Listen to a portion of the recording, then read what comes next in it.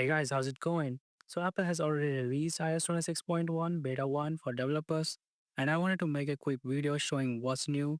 As you can see, it's a pretty massive update over 14 gigs on my 15 Pro. But before we dive in, make sure you smash that subscribe button. So let's just talk about the UI first. So if you go to the phone app, you'll see that the number keypad in the phone app now uses liquid glass styling, more translucent and frosted look, matching the newer UI aesthetics of iOS 26. So here's a screenshot from iOS 26 version. So this is quite it. It looks plain, but if you go back, so you can see. So this is the liquid glass edition in the number keypad. So the next UI change is in the Apple Music. So once you go in the music, you can now swipe over your current song titles directly from this tab over here. At the bottom, you can just swipe right or swipe left to go to your previous or next track.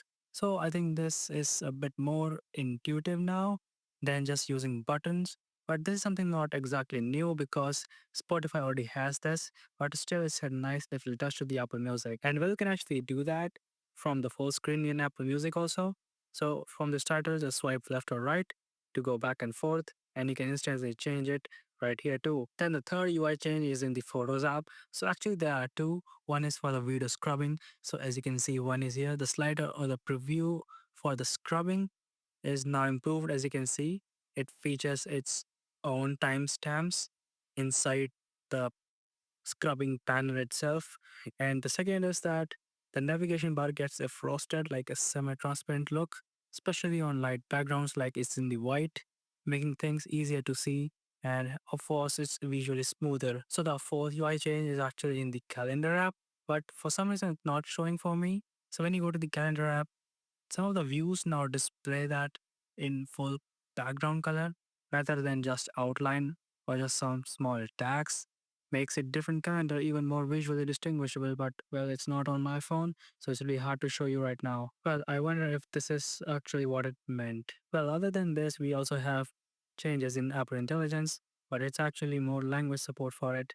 So the new languages are Danish, Dutch, Norwegian, Portuguese, Swedish, Turkish, traditional Chinese, and Vietnamese. So these are the new AI tools that become even more global now. And it also has expanded live translation language for the AirPods Pro second generation. So these are languages such as Japanese, Korean, Italian, and both simplified and traditional Chinese. So basically, the speech text translation becomes more usable for folks speaking or hearing these languages. So that's pretty much new and changes in the iOS 26.1 beta 1. And whatever the bugs that I have faced up until now, few of them are still here, even in iOS 26.1 beta 1. So let's take a look at those in the separate videos in detail, and let me know if you have those bugs too in the comments. But until then, thanks for watching. Peace out.